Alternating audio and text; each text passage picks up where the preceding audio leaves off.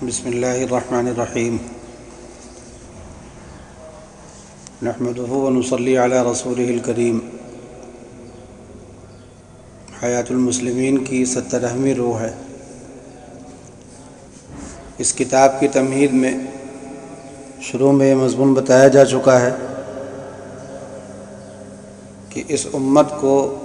اپنے پیروں پر کھڑے ہونے کے لیے اور ایک زندہ قوم بننے کے لیے جتنے اعمال کو اپنے اندر زندہ کرنے کی ضرورت ہے، ان اعمال کو حضرت حکیم الامت مولانا اشرف علی صاحب تھانوی نور اللہ مرقدہ نے حیات المسلمین میں جمع کیا ہے۔ اور حضرت کی تجویز و تشخیص یہ ہے، تشخیص اور تجویز یہ ہے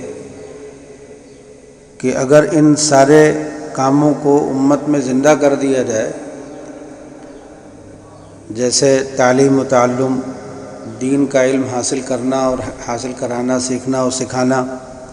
قرآن پاک کی تلاوت، اللہ اور اس کے رسول کی محبت اور ان کی اطاعت، اور اسی طرح سے نماز قائم کی جائے، مسجدیں بنائی جائیں، زکوٰۃ ادا کی جائے، صدقات و خیرات کیے جائیں، نفل جو صدقات ہیں وہ بھی کیے جائیں، جو واجب ہیں وہ بھی ہوں، ایسے ہی رمضان کے روزے رکھے جائیں، ایسے ہی اپنی صحت، قوت اور قلبی اطمینان کی حفاظت کی جائے۔ اور بہت سے اعمال ہیں جن کو حضرت نے 25 روحوں میں حیات المسلمین میں جمع کیا ہے۔ انہی میں سے ایک روح ہے جس کا نام ہے بیت الحج کی فضیلت اور اہمیت۔ حج بھی دین اسلام کے ارکان میں سے ایک اہم رکن ہے۔ جس شخص میں شرطیں پائی جائیں ان پر فرض ہے، اور جس کے اندر شرطیں نہ پائی جائیں ان کے لیے نفل ہے، اور جو حج فرض ادا کر چکا ہو اس کے لیے بھی نفل ہے، اور عمرہ بھی اسی کے ساتھ ہے، اور نبی کریم صلی اللہ علیہ وسلم کی قبر کی زیارت ہے، مسجد نبوی میں جا کر کے نماز پڑھنا ہے۔ تو یہ ساری چیزیں یہ بھی دین اسلام کا ایک اہم حصہ ہیں، اور ان کو بھی زندہ کرنے کی ضرورت ہے تاکہ قوم زندہ ہو جائے۔ اب یہ 70ویں روح ہے، حج کرنا، اور حج بھی مثل نماز، زکوٰۃ، روزے کے اسلام کا ایک رکن یعنی بڑی شان کا ایک لازمی حکم ہے۔ اللہ تعالیٰ نے ارشاد فرمایا، اور اللہ کے واسطے لوگوں کے ذمے اس مکان کا حج کرنا ہے، یعنی اس شخص کے ذمے جو کہ طاقت رکھے وہاں تک پہنچنے کی۔ ارشاد فرمایا رسول اللہ صلی اللہ علیہ وسلم نے،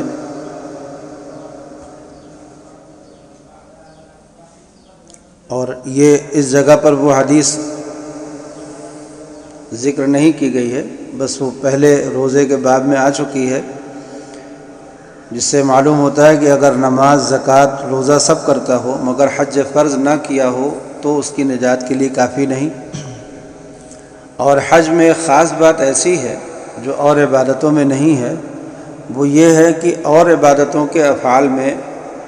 اور عبادتوں کے کرنے میں کچھ عقلی مصلحتیں بھی سمجھ میں آ جاتی ہیں، مگر حج کے کام میں بالکل عاشقانہ شان ہے۔ حج میں جتنے کام کیے جاتے ہیں، جتنے افعال ہیں اس کے بالکل عاشقانہ شان ہے۔ تو حج وہی کرے گا جس کا عشق عقل پر غالب ہوگا، اور اگر فی الحال اس عشق میں کچھ کمی بھی ہوگی تو تجربے سے ثابت ہے کہ عاشقانہ کام کرنے سے، عاشقوں کی نقل کرنے سے عشق پیدا ہو جاتا ہے۔ اس لیے حج کرنے سے یہ کمی پوری ہو جائے گی، اور خاص کر جب ان کاموں کو اسی خیال سے کرے کہ اللہ کی محبت بڑھے گی۔ اور ظاہر ہے کہ جس کے دل میں اللہ کا عشق ہوگا وہ دین میں کتنا مضبوط ہوگا۔ تو حج کرنے میں دین کی مضبوطی کی خاصیت ثابت ہو گئی۔ حضرت عائشہ رضی اللہ تعالیٰ عنہ سے روایت ہے، رسول اللہ صلی اللہ علیہ وسلم نے فرمایا کہ بیت اللہ کے گرد پھرنا اور صفا اور مروہ کے درمیان پھیرے کرنا اور کنکریوں کا مارنا، یہ سب اللہ کی یاد کے قائم کرنے کے لیے مقرر کیا گیا ہے۔ یعنی گو ظاہر والوں کو تعجب ہو سکتا ہے کہ اس گھومنے دوڑنے کنکریاں مارنے میں عقلی مصلحت کیا ہے، مگر تم مصلحت مت ڈھونڈو، یوں سمجھو کہ اللہ تعالیٰ کا حکم ہے، اس کے کرنے سے اس کی یاد ہوتی ہے اور اس سے تعلق بڑھتا ہے، اور محبت کا امتحان ہوتا ہے کہ جو بات عقل میں بھی نہیں آئی حکم سمجھ کر اس کو بھی مان لیا۔ پھر محبوب کے گھر کے بل بل قربان ہونا، اس کے کوچے میں دوڑے دوڑے پھرنا کھلم کھلا عاشقانہ افعال ہیں۔ حضرت عمر رضی اللہ تعالیٰ عنہ سے حضرت زید ابن اسلم کہتے ہیں کہ میں اپنے والد سے روایت کرتے ہیں کہ میں نے حضرت عمر سے سنا، فرماتے تھے کہ شانیں ہلاتے ہوئے دوڑنا طواف میں، جس کو رمل کہتے ہیں، اور شانوں کو چادرے سے باہر نکال لینا، جس کو استباع کہتے ہیں۔ کس وجہ سے؟ حالانکہ اللہ تعالیٰ نے اسلام کو مکے میں قوت دے دی اور کفر کو اور کفر والوں کو مٹا دیا، اور یہ فعل شروع ہوا تھا انہی کو اپنی قوت دکھلانے کے لیے، جیسا کہ روایت میں آیا ہے۔ اور باوجود اس کے کہ اب مصلحت نہیں رہی، مگر ہم اس فعل کو نہیں چھوڑیں گے جس کو ہم اس فعل کو نہ چھوڑیں گے جس کو ہم رسول اللہ صلی اللہ علیہ وسلم کے وقت میں آپ کے اتباع اور حکم سے کرتے تھے، کیونکہ خود رسول اللہ صلی اللہ علیہ وسلم نے اس پر حجۃ الوداع میں فرمایا، جب کہ مکے میں ایک بھی کافر نہ تھا تو آپ نے اس پر عمل فرمایا۔ اگر حج میں عاشقی کا رنگ غالب نہ ہوتا تو جب عقلی ضرورت ختم ہو گئی تھی تو یہ فعل بھی موقوف کر دیا جانا چاہیے تھا۔ یہاں سے ان لوگوں کو اپنی عقل درست کرنی چاہیے، اپنا علم درست کرنا چاہیے جو یہ کہتے ہیں کہ یہ اسلامی قوانین اس وقت کے لیے تھے جب ان کی ضرورت تھی، اب تو اس کی ضرورت نہیں رہ گئی۔ حضرت عابس بن ربیعہ سے روایت ہے کہ حضرت عمر رضی اللہ تعالیٰ عنہ حجر اسود کی طرف آئے اور اس کو بوسہ دیا اور فرمایا، میں جانتا ہوں تو پتھر ہے، نہ کسی کو نفع پہنچا سکتا ہے اور نہ نقصان، اور اگر میں رسول اللہ صلی اللہ علیہ وسلم کو نہ دیکھتا کہ تجھ کو بوسہ دیتے تھے تو میں کبھی تجھ کو بوسہ نہیں دیتا۔ محبوب کے تعلق کی چیز کو چومنے کا سبب سوائے عشق کے اور کون سی مصلحت ہو سکتی ہے؟ اور حضرت عمر نے اپنے اس قول سے یہ بات بھی ظاہر کر دی کہ مسلمان حجر اسود کو معبود نہیں سمجھتے، کیونکہ معبود تو وہی ہوتا ہے جو نفع اور نقصان کا مالک ہو، اور حجر اسود نہ کسی کو نفع پہنچا سکتا ہے نہ کسی کا نقصان کر سکتا ہے۔ حضرت ابن عمر رضی اللہ تعالیٰ عنہما سے روایت ہے کہ رسول اللہ صلی اللہ علیہ وسلم نے حجر اسود کی طرف رخ کیا، پھر اس پر اپنے دونوں لب مبارک ایسی حالت میں رکھے کہ بڑی دیر تک روتے رہے، پھر جو نگاہ پھیری تو دیکھتے کیا ہے کہ حضرت عمر بھی رو رہے ہیں۔ آپ نے فرمایا، اے عمر، اس مقام پر آنسو بہائے جاتے ہیں۔ محبوب کی نشانی کو پیار کرتے ہوئے رونا صرف عشق سے ہو سکتا ہے، خوف وغیرہ سے نہیں ہو سکتا، اور افعال عاشقانہ تو ارادے سے بھی ہو سکتے ہیں، مگر رونا بغیر جوش کے نہیں ہو سکتا۔ طبیعت میں ایک جوش آتا ہے، جذبات میں اچھال آتا ہے، بس حج کا تعلق عشق سے اس حدیث سے اور زیادہ ثابت ہو گیا۔ ایسے ہی حضرت جابر سے روایت ہے کہ رسول اللہ صلی اللہ علیہ وسلم نے فرمایا کہ جب عرفے کا دن ہوتا ہے جس میں حاجی لوگ عرفات میں ہوتے ہیں، اللہ تعالیٰ فرشتوں سے ان لوگوں پر فخر کے ساتھ فرماتا ہے کہ میرے بندوں کو دیکھو کہ میرے پاس دور دراز راستے سے اس حالت میں آئے ہیں کہ پریشان حال ہیں اور غبار آلود بدن ہے اور دھوپ میں چل رہے ہیں، میں تم کو گواہ کرتا ہوں کہ میں نے ان کو بخش دیا۔ اس صورت کا عاشقانہ ہونا ظاہر ہے، اور فخر کے ساتھ اس کا ذکر فرمانا اس عاشقانہ صورت کے پیاری ہونے کو بتلا رہا ہے۔ یہ چند حدیثیں حج میں عاشقی کی شان ہونے کی تائید میں بطور نمونے کے بیان کی گئیں، ورنہ حج کے سارے افعال کھلم کھلا اسی عاشقانہ رنگ کے ہیں، یعنی مزدلفہ، عرفات کے پہاڑوں میں پھرنا، لبیک کہنے میں چیخنا پکارنا، ننگے سر پھرنا، اپنی زندگی کو موت کی شکل بنا لینا، یعنی مردوں کا سا لباس پہننا، ناخن بال تک نہ اکھاڑنا، جوں تک کو نہ مارنا جس سے دیوانوں کی صورت بھی ہو جاتی ہے، سر منڈانا، کسی جانور کا شکار نہ کرنا، خاص حدود کے اندر درخت نہ کاٹنا، گھاس تک نہ توڑنا جس میں کوچہ محبوب کا ادب بھی ہے۔ یہ کام عاقلوں کے ہیں یا عاشقوں کے؟ اور ان میں بعض افعال جو عورتوں کے لیے نہیں ہیں ان میں ایک خاص وجہ ہے، یعنی پردے کی مصلحت، اور خانہ کعبہ کے گرد گھومنا اور صفا و مروہ کے بیچ میں دوڑنا اور خاص نشانیوں پر کنکری پتھری مارنا اور حجر اسود کو بوسہ دینا اور زار زار رونا اور خاک آلودہ دھوپ میں چلتے ہوئے عرفات میں حاضر ہونا، ان کے عاشقانہ افعال ہونے کا ذکر اوپر حدیثوں میں آ چکا ہے۔ اور جس طرح حج میں عشق و محبت کا رنگ ہے، اس کے ادا کا جس مقام سے تعلق ہے، یعنی مکہ معظمہ اپنے تمام تعلقات کے ساتھ، اس میں بھی محبت کی شان رکھی گئی ہے، جس سے حج کا وہ رنگ اور تیز ہو جائے۔ چنانچہ آیت میں ہے، اللہ تعالیٰ نے فرمایا کہ حضرت ابراہیم علیہ السلام نے دعا کی کہ میں اپنی اولاد کو آپ کے بڑے گھر کے قریب آباد کرتا ہوں، عظمت والے گھر کے قریب آباد کرتا ہوں، آپ کچھ لوگوں کے دلوں کو ان کی طرف مائل کر دیجئے۔ اس دعا کا وہ اثر آنکھوں سے نظر آتا ہے جس کو ابن ابی حاتم نے سدی سے روایت کیا ہے کہ کوئی مومن ایسا نہیں جس کا دل کعبے کی محبت میں پھنسا ہوا نہ ہو۔ حضرت ابن عباس رضی اللہ تعالیٰ عنہما فرماتے ہیں کہ اگر ابراہیم علیہ السلام یہ کہہ دیتے کہ لوگوں کے قلوب، تو یہود و نصارہ کی وہاں بھیڑ ہو جاتی، لیکن انہوں نے اہل ایمان کو خاص کر دیا کہ کچھ لوگوں کے قلوب کہہ دیا۔ اور حدیث میں ہے، حضرت ابن عباس رضی اللہ تعالیٰ عنہما سے روایت ہے کہ رسول اللہ صلی اللہ علیہ وسلم نے ہجرت کے وقت مکہ معظمہ کو خطاب کر کے فرمایا، تو کیسا صاف ستھرا شہر ہے اور میرا کیسا کچھ محبوب ہے، اور اگر میری قوم مجھ کو تجھ سے جدا نہ کرتی تو میں اور جگہ جا کر نہ رہتا۔ اور پھر جب ہر مومن کو حضور اقدس صلی اللہ علیہ وسلم سے محبت ہے تو آپ کے محبوب شہر یعنی مکہ معظمہ سے بھی ضرور محبت ہوگی۔ تو مکے سے محبت دو پیغمبروں کی دعا کا اثر ہوا۔ یہ تو حج کی اور مقام کی دینی فضیلت تھی جو کہ اصلی فضیلت ہے، اور بعضی دنیاوی منفعتیں بھی اللہ تعالیٰ نے اس میں رکھی ہیں، گو حج میں ان کی نیت نہ ہونی چاہیے مگر وہ خود بخود حاصل ہو جاتی ہیں۔ چنانچہ آگے دو آیتوں میں اس کا اس طرح ارشاد ہے، اللہ تعالیٰ نے فرمایا کعبہ کو جو کہ ادب کا مقام ہے، لوگوں کی مصلحت قائم رہنے کا سبب قرار دیا۔ مصلحت عام لفظ ہے،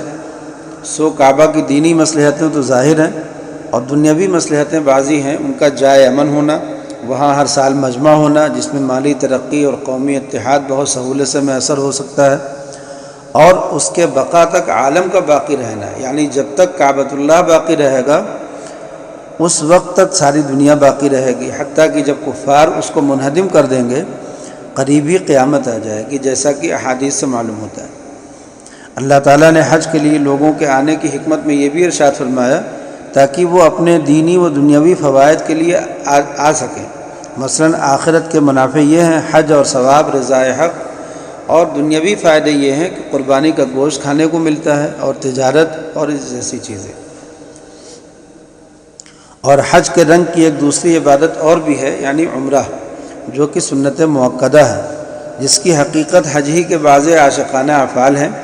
اسی لیے اس کا لقب حج اصغر ہے۔ چنانچہ حضرت عبداللہ ابن عباس اور مجاہد سے روایت ہے کہ انہوں نے اس کو حج اصغر کہا،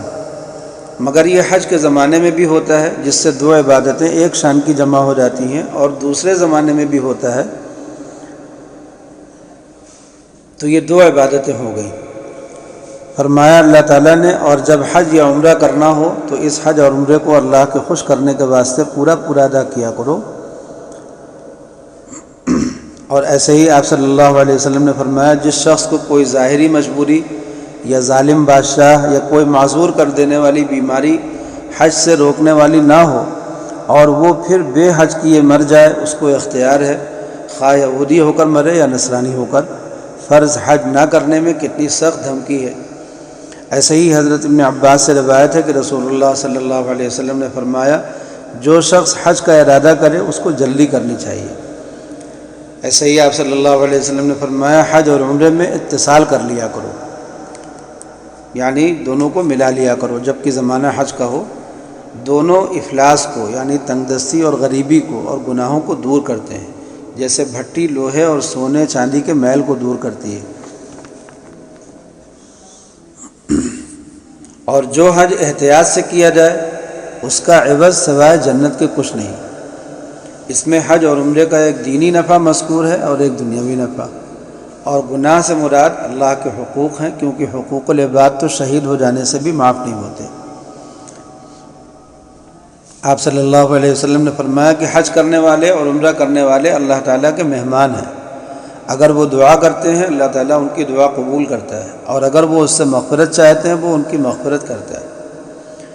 آپ صلی اللہ علیہ وسلم نے فرمایا کہ جو شخص حج کرنے یا عمرہ کرنے یا جہاد کرنے چلا پھر وہ راستے ہی میں مر گیا، اللہ تعالیٰ اس کے لیے غازی اور حاجی اور عمرے والے کا ثواب لکھتا ہے۔ اور حج کے متعلق ایک تیسرا عمل اور بھی ہے، یعنی حضور اقدس صلی اللہ علیہ وسلم کے روضہ شریف کی زیارت، جو اکثر علماء کے نزدیک مستحب ہے۔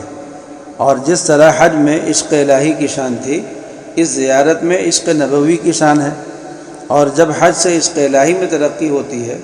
اور زیارت سے عشق نبوی میں ترقی ہوگی، جس کے دل میں اللہ اور رسول کا عشق ہوگا وہ دین میں کتنا مضبوط ہوگا۔ حضرت ابن عمر رضی اللہ تعالی عنہما سے روایت ہے کہ ارشاد فرمایا رسول اللہ صلی اللہ علیہ وسلم نے، جو شخص حج کر کے میری وفات کے بعد میری قبر کی زیارت کرے وہ ایسا ہے جیسے میری حیات میں میری زیارت کرے۔ حضور صلی اللہ علیہ وسلم نے دونوں زیارتوں کو برابر فرمایا، اور جب کسی خاص بات کی تخصیص نہیں تو اثر میں دونوں برابر ہوں گی، اور ظاہر ہے کہ آپ کی حیات میں آپ کی زیارت ہوتی تو کس قدر آپ کا عشق قلب میں پیدا ہوتا، صحابہ کیسے عاشق ہو گئے تھے، تو وفات کے بعد زیارت کرنے کا بھی وہی اثر ہوگا۔ اور حدیث تو اس دعوے کی تائید کے لیے لکھ دی، ورنہ اس زیارت کا یہ اثر ترقی عشق نبوی کھلم کھلا آنکھوں سے نظر آتا ہے۔ اور جس طرح حج کے مقام یعنی مکہ معظمہ میں محبت کی شان رکھی گئی ہے، اسی طرح اس زیارت کے مقام یعنی مدینہ منورہ میں محبت کی شان رکھی گئی ہے۔ چنانچہ حضرت ابو ہریرہ رضی اللہ تعالیٰ عنہ سے روایت ہے کہ رسول اللہ صلی اللہ علیہ وسلم نے فرمایا، اے اللہ، انہوں نے یعنی ابراہیم علیہ السلام نے تجھ سے مکے کے لیے دعا کی ہے، اور میں تجھ سے مدینے کے لیے دعا کرتا ہوں، وہ بھی اور اتنی ہی اور بھی۔ حضرت ابراہیم علیہ السلام نے مکہ معظمہ کے لیے محبوبیت کی دعا فرمائی تھی، تو مدینہ منورہ کے لیے دوگنی محبوبیت کی دعا ہو گئی۔ حضرت عائشہ سے ایک روایت ہے، رسول اللہ صلی اللہ علیہ وسلم نے فرمایا، اے اللہ، مدینہ کو ہمارا محبوب بنا دے، جیسے ہم مکہ سے محبت کرتے تھے بلکہ اس سے بھی زیادہ۔ حضرت انس سے روایت ہے کہ نبی کریم صلی اللہ علیہ وسلم جب سفر سے تشریف لاتے اور مدینہ کی دیواروں کو دیکھتے تو سواری کو تیز کر دیتے، مدینہ کی محبت کی وجہ سے۔ فائدہ، محبوب کا محبوب جب محبوب ہوتا ہے تو ضرور سب مسلمانوں کو مدینہ سے محبت ہوگی۔ حضرت یحییٰ ابن سعید سے روایت ہے کہ رسول اللہ صلی اللہ علیہ وسلم نے فرمایا، روئے زمین میں کوئی جگہ ایسی نہیں جہاں مجھ کو اپنی قبر ہونا مدینہ سے زیادہ پسند ہو۔ یہ بات 3 بار ارشاد فرمائی۔ اس میں یہ بھی تقریر ہے جو اس سے پہلے حدیث میں تھی، اور حج و زیارت سے محبت کا بڑھ جانا، اور خود حج و زیارت کی اور ان کے مقاموں کی بھی محبت ہر ایمان والے کے دل میں ہونا دلیل کی محتاج نہیں، اور اس محبت کا جو اثر دین پر پڑتا ہے اس کا بیان اوپر ہو چکا۔ تو اے طاقت رکھنے والے اور گنجائش رکھنے والے مسلمانوں، اس دولت کو نہ چھوڑو، یعنی حج اور عمرہ اور زیارت مدینہ شریف کا اہتمام کرنا چاہیے ہر مسلمان کو۔ اور حج اور عمرے اور زیارت سے متعلق جو مسائل ہیں، ان مسائل کو چونکہ ہر وقت پیش آنے والی چیزیں نہیں ہیں، اس لیے ان مسائل کو جب بھی اس کی ضرورت پیش آئے تو باقاعدہ کسی عالم سے سمجھ کر کے پڑھ لینا چاہیے یا سن لینا چاہیے۔ بہرحال مسئلے مسائل کا علم حاصل کر کے اس عمل کو کیا جائے تاکہ اللہ تعالیٰ اس عمل کو قبول فرما لے، اخلاص کے ساتھ کیا جائے اور مسئلے کے مطابق کیا جائے تاکہ اللہ تعالیٰ اس عمل کو قبول فرمائے اور اس کی پوری برکات امت کو ملے۔ یہ بھی انہی اعمال میں سے ہے جن اعمال کے زندہ ہونے سے امت زندہ ہو جاتی ہے۔ اللہ تعالیٰ ہم سب لوگوں کو اپنے دربار میں حاضری کی، بار بار حاضری کی توفیق عطا فرمائے،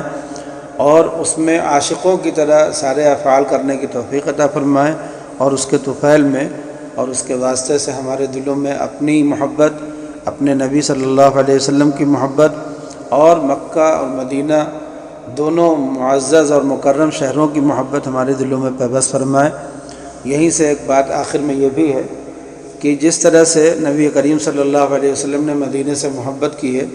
اور مکے سے محبت کی ہے، ایسے ہی ہم تمام مسلمانوں کو